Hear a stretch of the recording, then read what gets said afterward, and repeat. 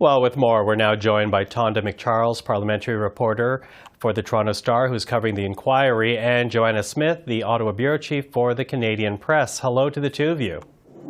Hi, Michael. Hi, Michael. Hi there. So I do want to begin with what took place, the ejection from the room, because that exchange that we heard, it really seems to go to two issues here. One has to do with the Public Safety Minister's Director of Communications, the other about documents the government is releasing to the inquiry and portions of those documents that are redacted. Now, Brendan Miller is the lawyer who was ejected. He says both are needed to get a full picture of what happened. How true is that statement, Tonda? Well, I mean, the judge ruled not much longer after that whole scene broke out in the inquiry room that, in fact, the documents were rightfully redacted, that the evidence which he got to see unredacted was either not relevant or was protected by cabinet privilege. So he did basically rule against what the convoy lawyer was saying, that it was so relevant that it had to be brought in immediately and that he had to be able to call one of the minister's staffers who was in the room. Look, it was much ado about much less than meets the eye, really, because fundamentally, the lawyer for the convoy is putting forward a theory that, the whole attempt he's putting forward a theory that there's a political attempt by staffers in the government to paint the convoy protesters as extremists from the get-go, from before the convoy arrived, in order to be able to invoke emergency powers against them. And so he's pulling together all kinds of strings out of thin air somewhat, and in the process, is really, I think, casting a bad light on actually what the convoy organizers themselves are trying to argue here, which is that the act itself and the government's use of it was an overreach.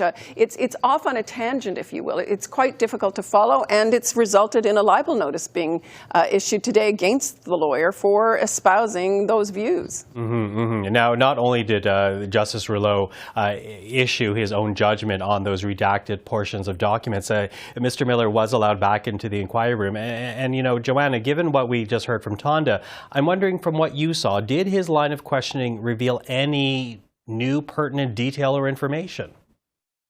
Not really. As Tonda said, this lawyer seems to be really focused on this idea that not only the government was trying to paint everyone as extremists from the get-go, but was engaging in some sort of subterfuge, really playing up the idea, like taking advantage of the fact these protests were really divisive, and sort of, he's putting forward this unsubstantiated theory he has that the government might have actually gone so far as to plant some operatives like agents provocateurs who were responsible for the presence of hateful imagery such as swastikas and Confederate flags in the crowd as a way to influence public opinion. And like Tonda said, a lot of this is really seems to be strings coming from all over the air. So I think, he keeps pushing this point, and it's really raising the ire of the commissioner, and that's sort of the tenure of those exchanges today.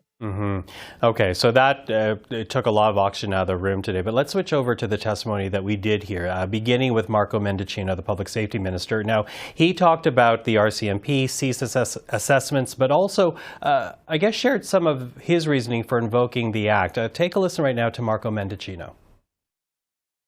My concern, in my capacity as the Minister for Public Safety, is that if we don't equip police with the additional tools and the authorities that they need to specifically address the gaps that they had been consistently briefing us on, then that might lead to more violence. And so we also had to weigh the risks of not taking the decision to invoke. And so that we weighed in the potential concerns around radicalization, but ultimately we came down on the side of invoking.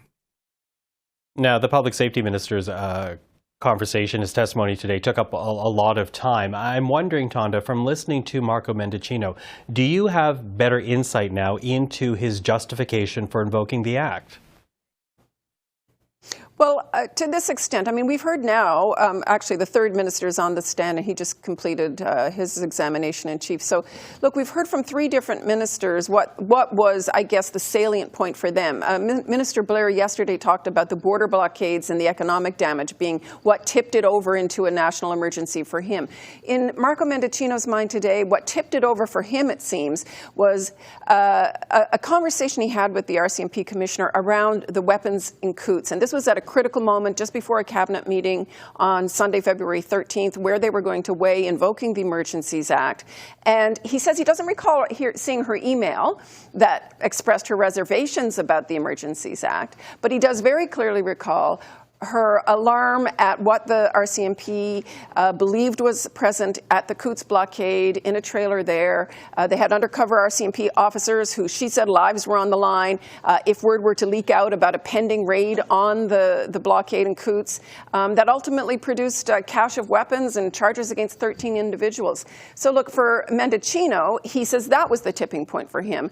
But he very much made the point, it wasn't about just that, or it wasn't just about the Ottawa convoy, which he called, had resulted in utter mayhem, I think is the word he used for Ottawa. He said, let's call a spade a spade. It was chaos. Well, he says it wasn't just about Ottawa or just about Coutts. He said it was, in his words, the totality of what was going on across the country, and that they really didn't think that police were effectively using, even if they had existing tools, were effectively using them. Okay, not effectively using them, according to the minister. But, you know, we did hear from the RCMP. We've heard from the Ottawa Police. We heard from the Ontario Provincial Police. And each one, when they testified, they stated they did not ask for the act to be invoked. So talk to us, Joanna, about how the minister responded to that. I think it was a sense that that wasn't the impression he was given, right? We had heard about this email that Brenda Lucki, the RCMP commissioner, had sent to Mendicino's staff about this idea that not all tools have been exhausted. And he said, you know, that never made it to me. As Tonda said, that conversation he had with Lucki, he really came away with the impression that she supported the invocation of the Emergencies Act. He went so far as to say this was a threshold moment for me. So that was sort of your sort of understanding that you know, maybe this was a huge issue of miscommunication, which was frankly a problem throughout the whole protest to begin with. But you're sort of coming away, I think, with the impression that everyone was viewing things through a slightly different light. Everyone was maybe coming into things with preconceived notions. Everyone was making a lot of assumptions about what everyone else was thinking and how and why they were going to act. So I feel like that's a common thread that we saw reinforced today with Mendicino. And there was another interesting moment when he was sort of asked, you know, if you had to sort of pick protests and responses to protests, you know, is that sort of an appropriate thing to do? And he in terms of, you know, responding to the border versus responding to Ottawa, and he says, you know, it's not the kind of choice or dilemma you want to be in or where you want to focus your energies. And he was really sort of talking about this in the context of this question of potential political interference in police operations. So he said, you know, elected government should steer clear of that. That's a slippery slope. So if we're talking about a situation, that's where his thinking is, and if the RCMP is, according to him, telling him that this is what we need, then you can kind of start to see how these decisions ended up being made. Mm-hmm. Quickly running out of time, so I'm going to ask for very.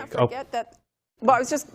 Go ahead. I just want to quickly say that, notwithstanding whatever reservations Lucki conveyed to the minister or didn't convey, in her letter is a whole list of bullet points of useful tools that the RCMP thought the Emergencies Act could give them and how they would be used. So it wasn't as if she was just saying, don't do it. Okay. Now, you referenced the third minister, and right now Dominic LeBlanc, the Intergovernmental Affairs Minister, is on the stand at the time of this taping, not yet complete. So very quickly from both of you, if you will, what are you keeping an ear out for right now? Tonda, I'll begin with you. Well, look, Minister LeBlanc, I found what was most interesting so far about all of his testimony is this glimpse behind the scenes of what was going on in the private conversations, minister to minister and premiers to ministers. And what LeBlanc revealed was just these scathing series of texts that he got from the Alberta premier, saying that, you know, that Ottawa's basically leaving him hanging out to dry, that they brought in these vaccine mandates that he called dumb political theater, and he just ripped Minister LeBlanc, who conveyed that to two of his cabinet colleagues in a text. And then we saw also other tensions between the Ontario government and Marco Mendicino when he was pressing the Ontario government for what more they could do and what plan they could bring up. It looks like the Ontario Jen, the Solicitor General, basically told him to take a flying leap, that she said, you're not the boss of me. I'll spare you the language she used. But look, behind the scenes, LeBlanc was at the center of that, and he got a real taste of it, and that's what he conveyed. There was big pressure on the government. Okay, very quickly, Joanna, and for you, when it comes to Mr. LeBlanc? Just how important relationships and poor relationships could have played a role in all of this. There were, as Tonda was saying, he was relaying scathing messages from Kenney about how the feds were reacting to this. But you saw that little group chat between LeBlanc and Transport Minister Alghabra and Public Safety Minister Marco Mendicino. This sort of, I think at one point Alghabra, where we saw texted, speaking of bonkers, when referring to Kenney. So you can sort of tell these not great relations between all those people, and maybe that also played a role in how things went down. Well, appreciate the time and helping us walk through what we've seen today. Tonda MacCharles, Joanna Smith, thank you for the time. Thank you. Thanks, Michael.